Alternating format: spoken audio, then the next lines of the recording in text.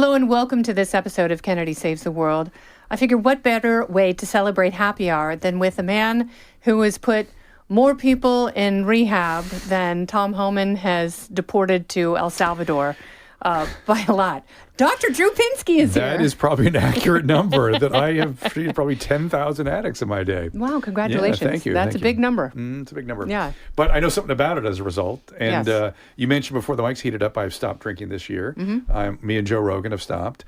And Was that a pact you made together? No, I made it actually my wife, who's, I'll leave it to her to say what she's doing because I don't want to reveal anybody's stuff, but I did to support her. Oh, good for you. Yeah, it's been great. And we just were in Europe until a couple hours ago, and it made such a difference on the jet lag. I mean, as you get older, you really feel this stuff. It's not good for our brain, guys. Not good for the brain. Where's my camera? This one? Yeah. Not good for your brain.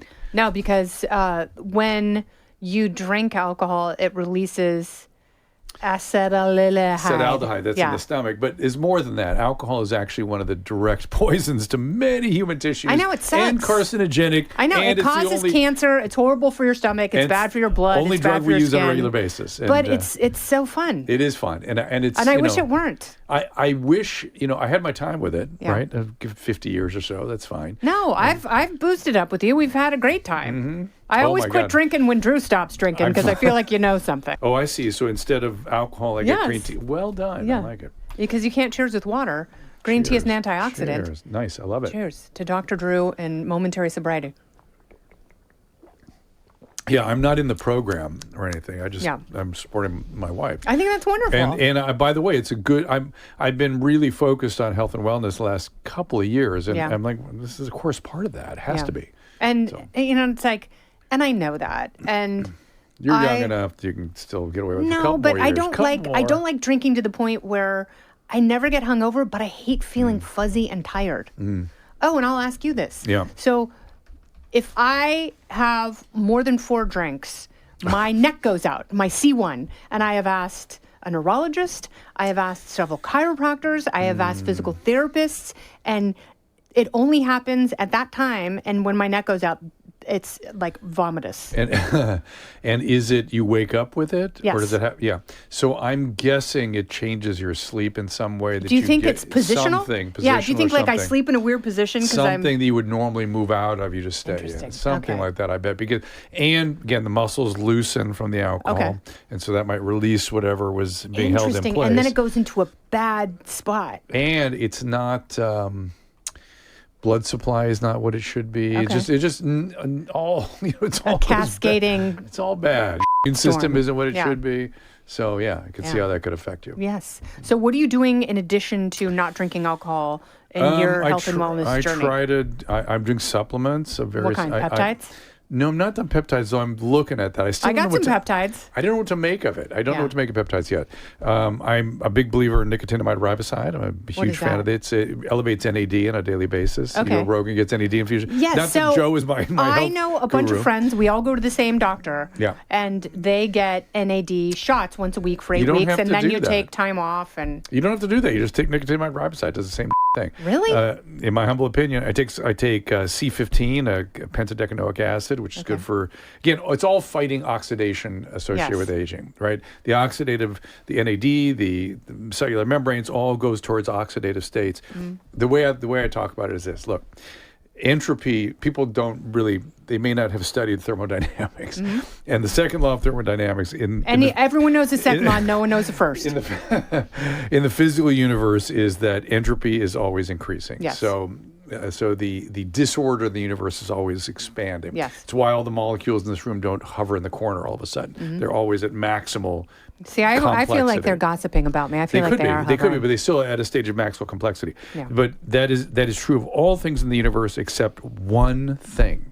For a brief moment, life is a more ordered state for a minute, and then it kind of keeps going again. And part of that, as part of entropy reasserting itself, is oxidation. Okay, that's very interesting. Yeah. So I also talked to a friend who gets an infusion to lengthen her telomeres. Yeah, she said it's very expensive. I don't know what she's getting, and I don't know if the telomere lengthening thing is causational or incidental or what. It happens.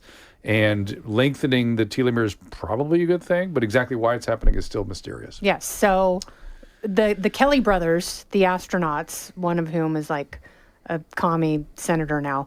A commie senator. Yeah, exactly. They said a comedy senator. No. I, by the way, I was in Europe until a few hours ago, right? Oh, wow. And so my brain is completely screwed up. So we're gonna do Gutfeld in a few minutes, you and I, and you're gonna support me. You're gonna make sure I make it through this afternoon. You're going to be amazing. Yeah, thank you. I believe in you. By the way, you've been doing. My wife and I look at every night you're on there. We just go, oh my God, Kennedy is killing it. Oh, that's so sweet. Oh my God, some of the stuff you've been saying has been funny and entertaining, but just so insightful. Oh. And so I really appreciate that is a testament to the show and the way it's set up. I agree, but some people are either, you know how it goes. Part of our job is to make fun of Greg. Yes. Right? And you do that, you slip that in there. And then some people are just funny. Yeah. That kind of and that's great, but that is not really what you're there for. And a lot of people, it's hard to be funny and say something meaningful at the same time.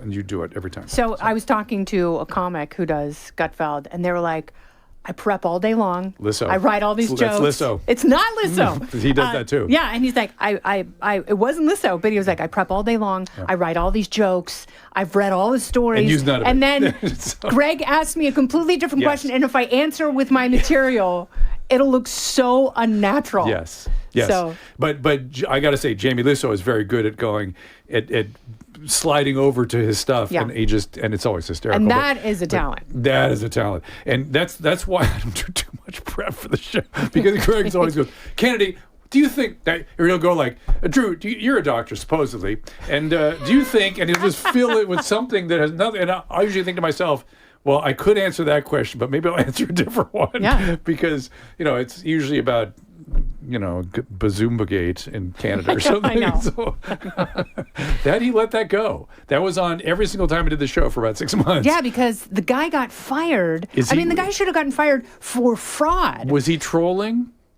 In a way, but also like deeply mentally ill and grooming and like wanted to over-sexualize himself. Is he, or was he just super pissed at some of the constraints he was under as a teacher? That's leaning into, that's borderline projection.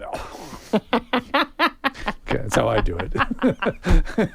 I wouldn't be interested in grooming anybody. I think you can't go that far unless on some level you're a sicko. Yes, I agree with that. So thank you for calling me a sicko. So cold plunges. Yeah. What do you think of cold plunge? Hormesis, that's called, and cold plunges. Adam and I have had Adam and I still do a podcast, for those of you who remember the Adam Carolla days. Not meaning to name drop, but hello. Yes, hi, Adam. He'll be pissed that we were together and I wasn't with him. So, but he and I have had many conversations about this, and he has arrived at the idea that it doesn't even matter if there's a net health biological benefit per se. There's a psychological benefit of doing something so miserable and uncomfortable on a regular basis and forcing yourself into it. And it does give you a shot of adrenaline. It wakes you up, right? Okay, so I love really hot showers. I love it. I live for it. And I always finish every shower with 2 minutes of cold water. I try to do that too. Yeah, because I was talking to a cameraman in Alaska, and he's like, I've studied aging for years. He's like, I've become obsessed with the idea of people who live over 100 and the ones who live still fruitful and productive lives. What are they doing? He said, the only thing I can find cross-culturally is cold showers or cold submersion. That makes some sense. I have a couple things to say about that. One is there's all this preoccupation about the blue zones. I read an article recently that said, most of these blue zones are just a bunch of people who lied on their birth date to be able to get their retirement benefits a lot sooner. That's hysterical. Isn't that funny? Yes. And but also, and then they walk and have like Whole Foods, because they don't have choices. They don't have processed. I don't food object depots. to it, right? They're advocating good things. And then the other thing, it occurs to me, I did a show called Special Forces that maybe Kennedy you ought to do. Oh my. That's real. I mean, that's like, it's they're not screwing duty. Around. They are not. I ended up in the intensive care unit. Oh, no. In very short order. Oh, no. I can say, much like you could say words about what did you call your boyfriend? Legal domestic partner? Domestic partner. Yeah. I can say something that almost, I guess nobody in the world can say. Jamie Lynn Spears saved my life. Wow. I can say that. Yeah, I don't even think Brittany could say that. No, Jamie Lynn, I got encephalopathic and was getting confused and neurologically out of it. And she grabbed me and took me to the medical tent. Oh, thank God. Was she lovely? Lovely. Were you able... And weirdly, we're able to what? talk about her family trauma? She talked about it during the show. I wasn't interested. I was interested in kind of knowing her, and she was 10 times lovelier than you could possibly imagine. Oh, good. And the weird thing, so my family has a place down in Laguna Beach, California. And next to this condo is this big resort called the Montage. Oh, I love the Montage. Okay, so we went over there. I stayed at one in Mexico a few weeks ago. Okay, well, this really Montage nice. in Laguna is one of the kind of the original old school. Yeah. And we had been out of the desert where I did my special forces in the Jordanian desert. Oof. It was just brutal. And we'd been out about a week, and I came down to Laguna to sort of convalesce because I just got out of the hospital. And we went to the Montage, and there is Jamie Lynn Spears and her kids and her husband. And we spent the whole weekend with them. Oh. And her husband is also the greatest guy in the world. That's really nice. Owns a trucking company and just a great guy. I mean, but what I like about that is she doesn't feel the need to advertise it, that her life is her own. She talks about being a mom only. That's what she's interested in. Good for her. I did not expect to talk about Jamie Lynn Spears today, but there it is. And this is anybody that wants to talk about her, really, you got to examine yourself, because she has a crazy life with a sister that's one of the most, she has said this, one of the most famous people on earth overnight. Yes. It's wild. Yeah, and what fame does, and I know that you have seen this, what fame does to the people around the famous person is almost more insane than what the famous person experiences. I totally agree with you. Themselves. Honey Boo Boo is out there talking about that now. Have you seen her? No. She's talking about what her mom did to her and her mom's addiction and stuff. And she's talking about it so dispassionately, it actually scares me. But good for her. She's talking about what it is to be in the public scrutiny as a young child. It has liabilities. It's not often, typically not good. We did, you have a show. Let me promote something. Please, yes. I have a show on HBO Max called Hollywood Demons, and we did a whole thing on child stars and looked into a bunch of them. It ended up really bad. And I thought a lot about it and talked to a lot of people about it, and there's so many layers of liability to it. It's not just being famous. It's also, think about a production. When you go into a production, and if you've got some weaknesses at home, your family becomes that little production. Yes. It really is a very tight-knit community you become a part of. I remember when we used to do Loveline on MTV, we did it for 5 seasons or something, and I was 34 years old or something when we started that show, and it just ended one day, and I didn't know what time. It was so stunning to me. I was like, you mean I'm not going to see this person? I'm not going to see. What am I supposed to do? Or Chelsea's not going to be. It just as an adult, it was like a sort of a shock to the system. And you're a stable, rational adult who studies like human physiology and psychology for a living. So you can hover over your own life and take it apart and try and make sense of it. But what about someone who 14, is codependent? Codependent, or 12 and was, abandoned or physically abused or God knows what, or didn't have a dad or whatever. And all of a sudden they have a dad in this family system of the production, and maybe for years, right? It can go for 5-7 years, and then everybody goes, boom, gone. It's not good. It's not good. That's really interesting. Yeah. I've never thought about that aspect of it, but when I went to therapy with Marsha Linehan in 1998. She's like, I don't have room for you. I've got a full slate, but she said, I've never interacted with someone who's famous. And she said, this is actually very interesting to me. I want to see what that did to your brain and how that added to your anxiety and post-traumatic stress and things like that. And it was helpful to both of us, more so to me, because she changed my life. I've had a lot of therapy. Yeah. Still in therapy. Good for you. Yeah. It's good. And part of it is there's a piece that you can't go anywhere else. Yeah. You know what I mean? If you do have a public life, you got to talk. You got to take stuff somewhere where you feel safe. Well, yes, truly safe, because it's like otherwise you're living like a politician. Ooh, tell me, what do you mean? It's just like, because I wouldn't want to do that. No, but everyone you see. Go ahead. But you have to have a smile for them, because you never know when someone's going to be like, man, I met that Kennedy from MTV and Fox News, and what a. No, it could be that you burned your tongue on Starbucks and you're in a bad mood. That's right. And so I will model my life after Gavin Newsom. That's what I'll do. lie to everybody, take advantage of the system for your own personal gain, and then when your problems fail, the entire state, blame the voters. The voters, the counties, the cities, and the federal government. Absolutely. Anybody but you. Yes. But the last time I saw Norm Macdonald, he told this great joke. He opened with it. He gets up there and he goes, I was there with Fred Stoller. Do you know Fred Stoller? I'm surprised we've never been in sort of same circles with us. And they were both performing at the Ice House in Pasadena. Oh, yeah. Legendary. Yep. And Norm gets up and he goes, oh, man, I just love Bill. Sorry, but I just love Bill Cosby. I love him. I just love this man. I fashion everything I do, I fashion after Bill Cosby, except his comedy. Anyway, that was a great joke. God rest his soul. Yes. Oh, it's like I think of the people who you've known and lost and the people that you've treated and lost. And how... I can't... I'm not comfortable talking about a lot of it, too. I mean, you and I could talk privately about it, but not...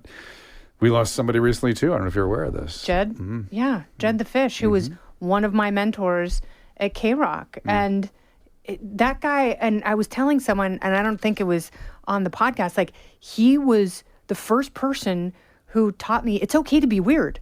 Like, you can be weird as a broadcaster, and as long as you're passionate, like, people will connect with you. People will remember you. Yeah, he was weird. Yeah. He had the crazy laugh and the stuff. Crazy laugh, and just, he had a bizarre way of looking at the world, because as you're first getting into broadcasting, you want to be perfect, like Katie Couric. Oh, no, but that wasn't the era of broadcasting we were raised in. I think Loveline, we started... You desensitized people. I think we started... This is not at all what I intended, trust me. But I think we contributed to this mess we're in. It's an interesting thing to talk about. I got to talk to his defense team, because the Loveline did it. Defense is one that I didn't see coming, but might resonate with just one juror. That's all they need. That's all they need. All right. Well, do great on Gutfeld. Thank you for all You're going to be there with me. You're going to support me. And come by anytime. I will. The legendary Dr. Drew. Thank you, guys. What this man has seen, he can only talk about a fraction of it, but that is the most interesting fraction you will hear all day. This has been Kennedy Saves the World, along with Dr. Drew. I'm Kennedy.